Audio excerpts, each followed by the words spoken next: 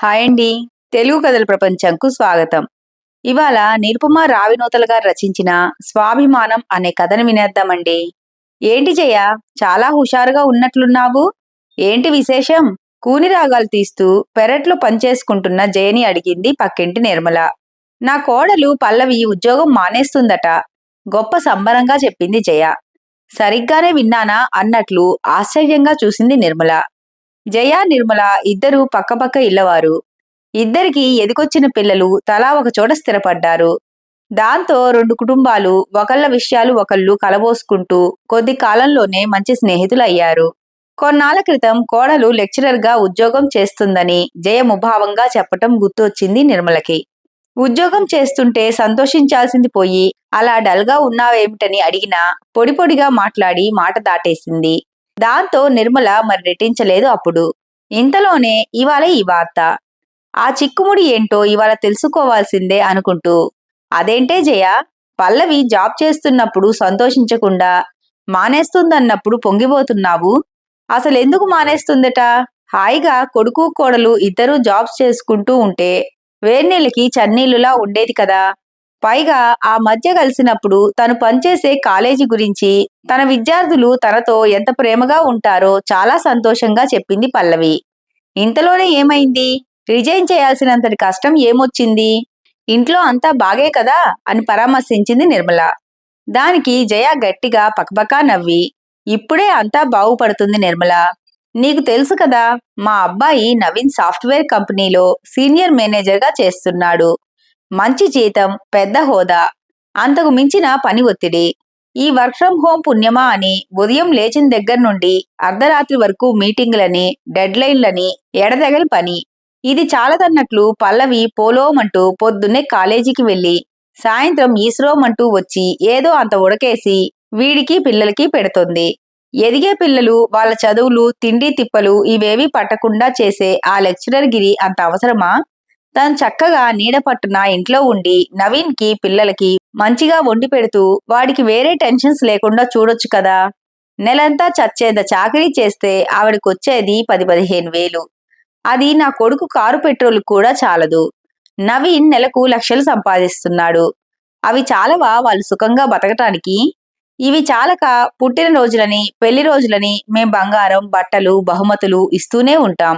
ఇన్ని ఇస్తున్నా ఇంకా నేను నా ఉద్యోగం అనుకుంటూ వెళ్తోంది.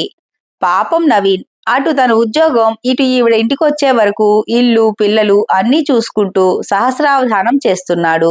ఎవరు సుఖపడుతున్నారు ఈవిడ వెలగబెట్టే ఉద్యోగంతో? ఎవరిని ఉద్ధరించడానికి ఇల్లు, పిల్లల్ని చూసుకోక? అంటూ ఆవేశంతో రొప్పుతూ కాస్త ఆగింది. నిన్ననే నవీన్ ఫోన్ చేసి పల్లవికి అన్నీ మేనేజ్ చేసుకోవడం కష్టంగా ఉందని, అందుకే జాబ్ రిజైన్ చేస్తున్నానందని చెప్పాడు. పోనీలే, ఇప్పటికన్నా వాడు, పిల్లలు కాస్త స్థిమిత పడతారు సంబరంగా చెప్పింది జయ. సంభ్రమంగా వింటున్న నిర్మల, ఇంతకీ ఎందుకు మానేస్తోందో కారణం వివరంగా కనుక్కున్నావా అని అడిగింది. ఏముంది, పొద్దున్నే అందరికీ టిఫిన్లు, వంట చేసి క్యారేజీలు సర్ది పిల్లల్ని స్కూళ్ళకి పంపి మా వాడికి లంచ్ రెడీ చేసి పెట్టి కాలేజీకి వెళ్లి పని చేసొచ్చి మళ్ళీ సాయంత్రం వంట పని, పిల్లల పని అంటూ పని చేసేసరికి నొప్పి తెలిసొచ్చి ఉంటుంది. నేను ఎప్పుడు ఫోన్ చేసినా తను బిజీ బిజీ. ఎందుకొచ్చిన తిప్పలు? ఇంటి పట్టున ఉండొచ్చు కదా అని ఎన్నిసార్లు చెప్పినా వింటేనా? జీతం తీసుకొచ్చి మాకివ్వు, నీ తిప్పలు నువ్వు పడు అనే అత్తమామలుండే ఈ రోజుల్లో హాయిగా ఇల్లు, పిల్లలు చూసుకోమ్మా అన్నా కూడా వినిపించుకోలేదు ఇన్నాళ్ళు. ఇప్పుడు తెలిసొచ్చినట్టుంది కచ్చగా అంది జయ. నిర్మల అన్యమనస్కంగా కాసేపు మాట్లాడి వెళ్ళిపోయింది. మర్నాడు నిర్మల ఇల్లు కాస్త చూస్తుండమని, తాము తమ కొడుకు దగ్గరకు వెళ్తున్నామని, ఎప్పుడొస్తామో తెలియదని చెప్పింది. ఉన్నపలంగా ఈ ప్రయాణం ఏమిటని అడిగిన జయకి, ఒక విధంగా దీనికి నువ్వే కారణం జయ. రాత్రంతా నువ్వు చెప్పిన దాని గురించే ఆలోచన.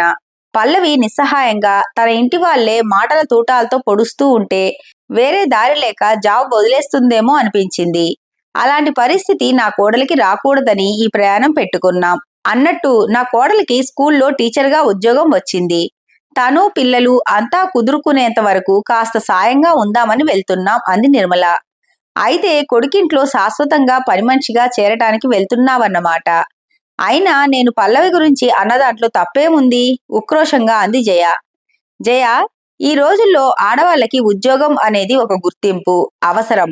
మహిళా సాధికారిత, ఆర్థిక స్వావలంబన అని స్టేజ్ ఎక్కి ప్రసంగాలు చేసేవాళ్ళు కూడా తమ దాకా వచ్చేసరికి తమ కోడలు ముందు ఇంట్లో వాళ్ళ అవసరాలు చూశాకే తన పని చేసుకోవాలని అనుకుంటున్నారు. డబ్బు ఎంత సంపాదిస్తున్నాం అనే కన్నా కుటుంబ నిర్వహణలో తన కష్టార్జితం కూడా కలిసి ఉందన్న విషయం ఆ ఇంటి ఇల్లాలకి గొప్ప సంతృప్తినిస్తోంది. ఆ ఉద్యోగం తన ఉనికి, తన గౌరవం ఒకరి భార్యగానో లేక ఒకరి తల్లిగానో మాత్రమే కాకుండా కుటుంబంలో, సమాజంలో తనకొచ్చే ఒక ప్రత్యేకమైన గుర్తింపు. తన చదువుకు తగిన విలువ ఇచ్చే పనిని కష్టమైనా సరే ఎంతో ఇష్టంగా చేస్తుంది. ఉద్యోగం చేస్తున్నంత మాత్రాన కుటుంబాన్ని నిర్లక్ష్యం చేస్తున్నట్లు కాదు. పనిని, కుటుంబాన్ని సమన్వయంగా చేసుకుంటూ ముందుకెళ్లే సవ్యసాచులు నేటి తరం అమ్మాయిలు. కానీ దానికి సరైన తోడ్పాటు కావాలి. ఇక్కడ మనం చేసుకునే ఇంటి పనులే అక్కడ నేను చేస్తానన్నది. ఆ మాత్రానికే నా కోడలు పిచ్చి పిల్ల తెగ సంబరపడిపోతుంది. నా వాళ్ళ కోసం నేను చేసే పనులు నీ దృష్టిలో నన్ను పనిమనిషిని చేస్తే నిన్ను చూసి జాలిపడటం తప్ప నేను చేసేదేమీ లేదు. ఒక చిన్న మాట సాయం, ప్రేమగా ఒక పలకరింపు. ఏ పరిస్థితుల్లోనైనా మేము మీకున్నామనే భరోసా ఈ కాలం పిల్లలకిస్తే మన ఆస్తులేవీ కరిగిపోవు, చురుగ్గా చెప్పింది నిర్మల. కానీ ఉద్యోగం మానేయమని నేనెప్పుడూ పల్లవికి ఆంక్షలు పెట్టలేదు. అది తన సొంత నిర్ణయమే. రోషం తగ్గలేదు జయకి. చూడు జయ, పల్లవి పని గురించి మాట్లాడేటప్పుడు నువ్వు చూపించే విముఖత, మాటల్లో నిరసన, తన సంపాదన పట్ల చిన్న చూపు నేనెప్పుడో గమనించాను. పల్లవి గుర్తించి ఉండదనుకున్నావా? కుటుంబమా, ఉద్యోగమా లాంటి సంకటం వస్తే ఏ అమ్మాయి అయినా కుటుంబాన్నే కోరుకుంటుంది. కానీ అంతరంతరాల్లో ఏదో అసంతృప్తి. అది కొండలా పెరిగి ఇప్పుడు మనం వింటున్న డిప్రెషన్ లాంటి మానసిక సమస్యలు తలెత్తుతాయి. అంతెందుకు, పల్లవికి ఇల్లు చూసుకోవడం కష్టంగా ఉంది కాబట్టి నవీన్ని జాబ్ మానేసి ఇల్లు చూసుకోమని చెప్పగలమా? మరి పల్లవికి మాత్రం ఆ పరిస్థితి ఎందుకు? తన సంపాదనతో తన ఇష్టపడి కొనుక్కున్న చీర, అహంతో, అతిశయంతో నువ్విచ్చే నగల సాటి ఎప్పటికీ చెయ్యదు. అది తన స్వాభిమానానికి సంబంధించింది. దాన్ని తూట్లు పొడవటానికి ఒక్క పదునైన మాట చాలు.